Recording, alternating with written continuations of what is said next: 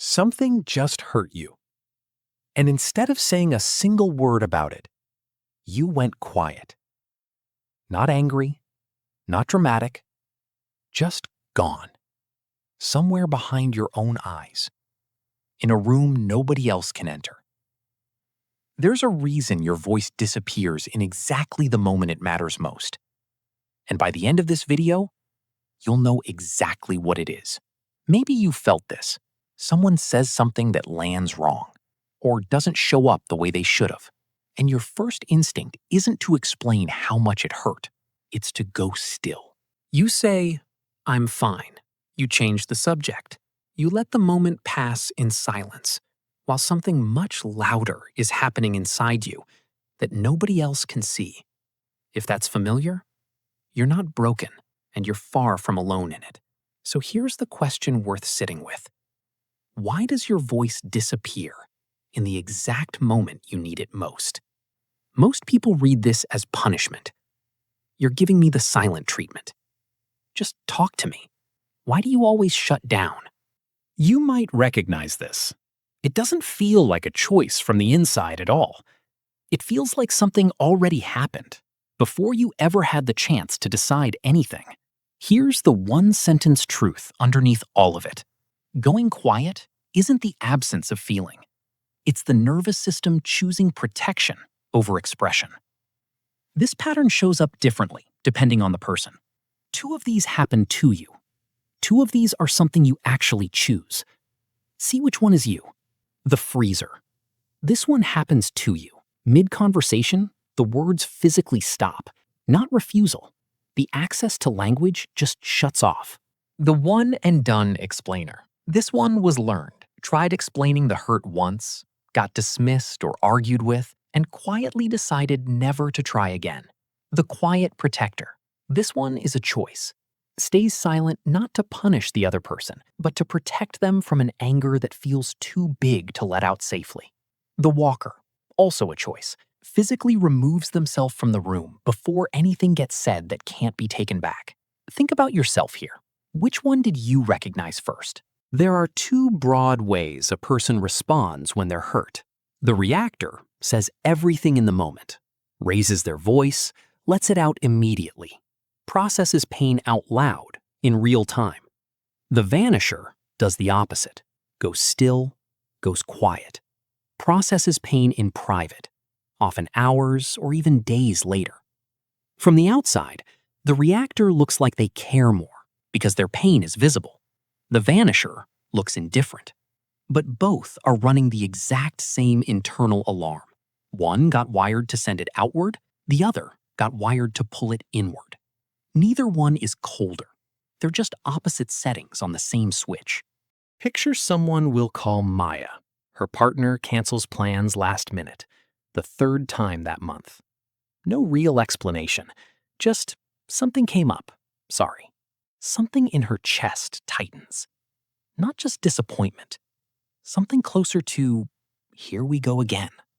She opens her mouth to say something real. What comes out instead is, it's fine. Don't worry about it. Her voice sounds completely normal. Her hands, gripping her phone a little too tightly, do not.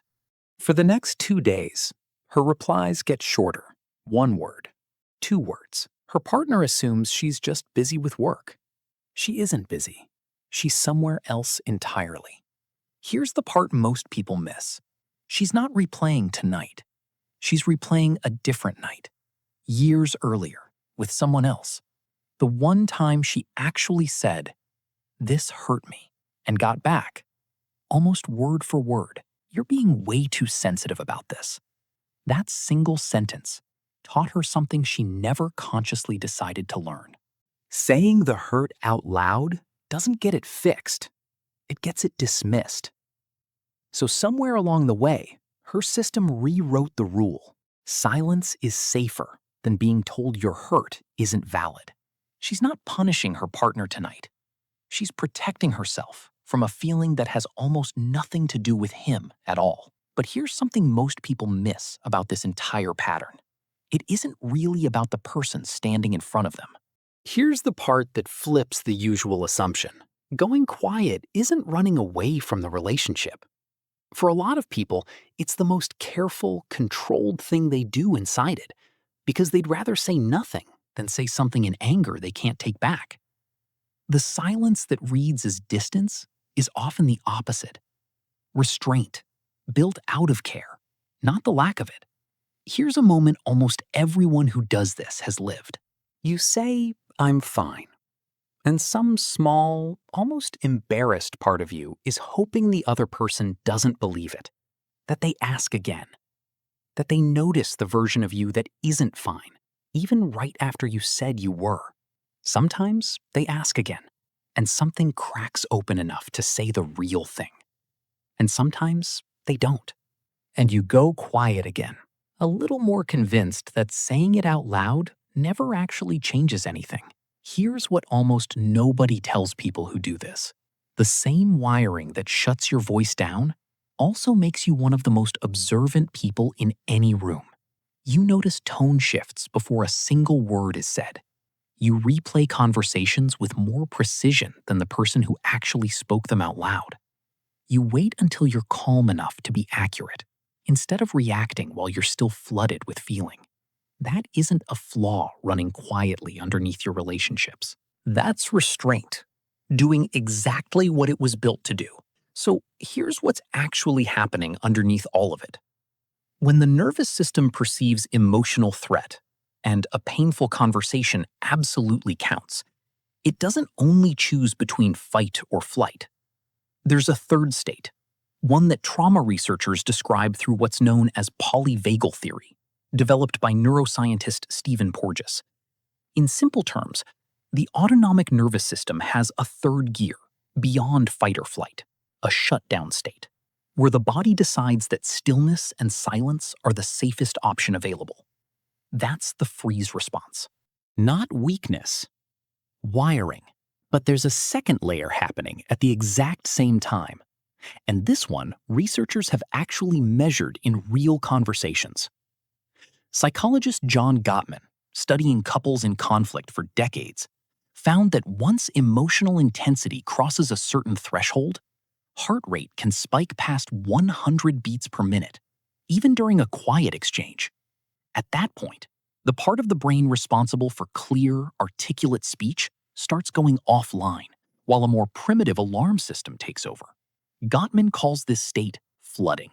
So when someone goes silent mid-conversation, it's almost never, "I refuse to talk to you." It's closer to, "I am currently too flooded to find the words, and I already know whatever comes out right now will be wrong." And where does that wiring usually come from? Often, one earlier moment. A time expressing hurt got dismissed, or made things worse instead of better. The lesson learned wasn't, "Don't feel this." It was, "Don't say this out loud." A strategy got built quietly, years ago, by someone who needed it to survive a very different room than the one they're standing in now.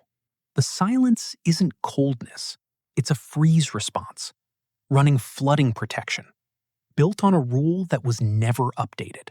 Out of the four, the freezer, the one-and-done explainer, the quiet protector, or the walker, which one are you? Drop your type in the comments.